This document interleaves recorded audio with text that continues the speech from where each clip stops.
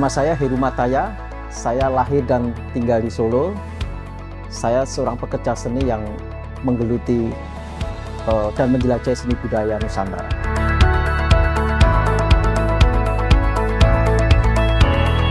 Saya pikir pengembangan pariwisata Kota Solo tumbuh dan bagus karena dengan potensi yang luar biasa, dengan banyak kegiatan-kegiatannya. Tapi memang saya pikir ke depan memang harus lebih didorong lagi untuk lebih hebat lagi, karena memang potensi-potensi yang ada sebenarnya masih punya potensi untuk dikembangkan lagi, untuk dijelajahi kembali, sehingga Kota Solo sebagai kota yang istimewa akan lebih bisa dahsyat kembali.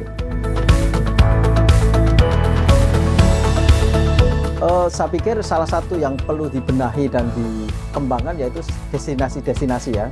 Di Solo ada lebih dari 30 pasar tradisional. Saya pikir itu salah satu potensi destinasi yang mestinya bisa dikembangkan sebagai selain sebagai pusat ekonomi. Saya pikir ke depan memang pasar tradisional bisa menjadi destinasi pariwisata yang menarik. Jadi pasar tradisional bukan hanya sebagai pusat ekonomi, tapi sebenarnya juga sebagai pusat kebudayaan dan salah satu destinasi yang menurut saya unik di Kota Solo.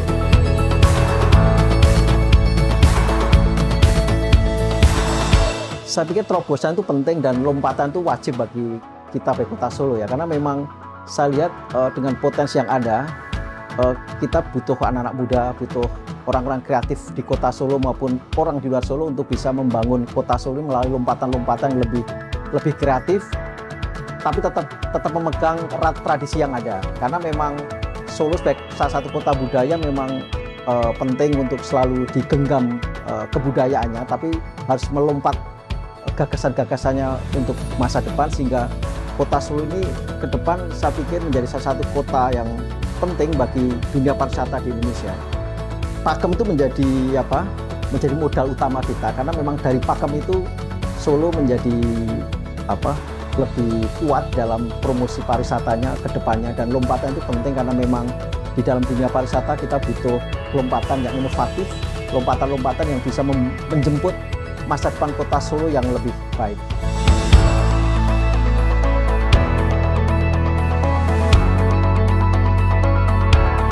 Peran anak muda sangat penting ya di era sekarang ini ya. Saya pikir memang saatnya anak muda merebut kesempatan itu.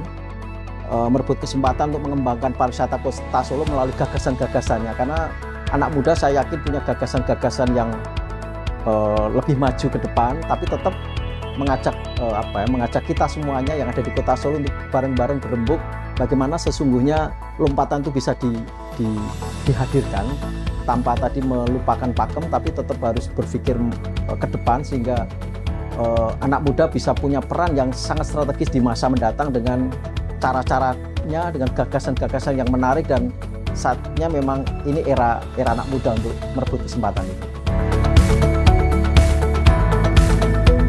Saya Beng Mintose, saya Ketua GIPI, Gabungan Industri Pariwisata Indonesia, Chapter Jawa Tengah.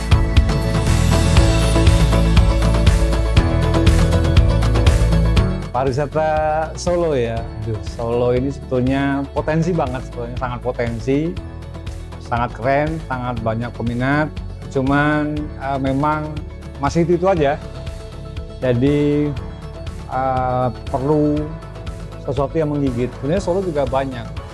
Saya melihat ada hal yang menarik di Solo ini, Kampung Happy ya.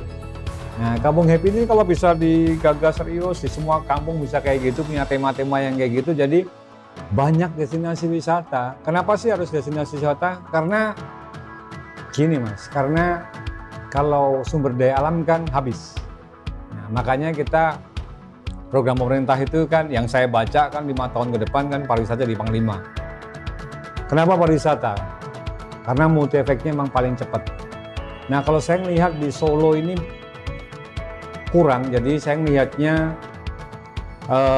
melakukannya itu kurang terobosan ya.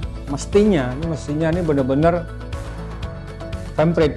Jadi mengundang influencer, mengundang blogger, mengundang pelaku pariwisata. Mana yang kita sasar mana nih? Solo mau menyasar mana sih? Wisnu kah? Wisman kah? Kalau Wisnu mana? Di Jakarta kah? Ya sudah kita ke sana. kita bikin sesuatu semalam di Solo. Nah, itu biar mereka tertarik, atau dibalik mengundang mereka ke sini. Nah, cuman diantarkan nanti. Saya yakin sudah, cuman belum konsisten. Belum konsisten. Jadi ini masih pola-pola yang menurut saya adalah pola-pola yang sangat seremonial masih. Masih yang gitu-gitu aja, eventnya masih gitu-gitu aja. Eventnya cuma buat orang Solo doang. Kenapa nggak buat orang-orang luar Solo eventnya itu? Kalau saya mau jadi bikin event itu misalkan ini Barongsai Internasional kayak gitu. Festival Barongsai Internasional supaya orang-orang banyak datang ke sini. Kebetulan Solo itu masuk jadi kalender event of nasional cuma satu, SIPAM.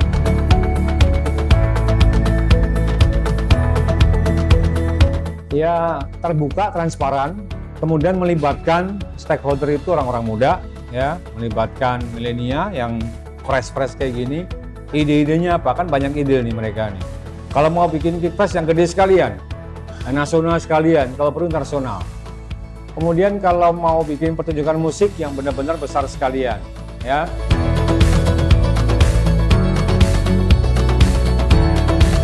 Kolaborasi asal tidak menghilangkan Jawanya kan. Artinya tetap melibatkan, sekarang kan kekinian. Ya kan, cuman harus tahu pakemnya. Pakem dasarnya yang joke yang mana, yang serius yang mana. Jadi tetap seperti itu. Jadi kebetulan di Solo ini kan hetero ya.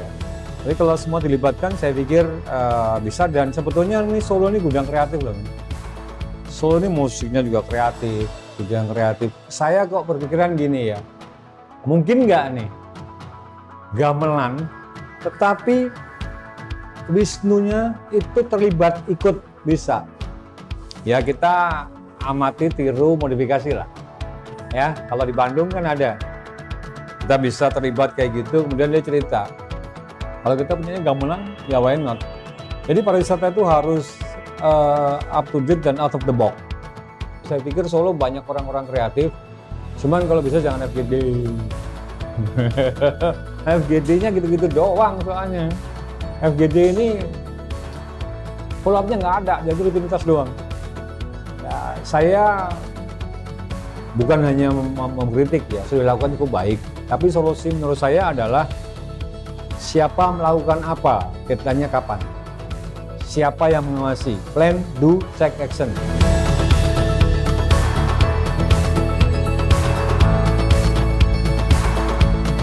Bisa banyak banget, e-tourism.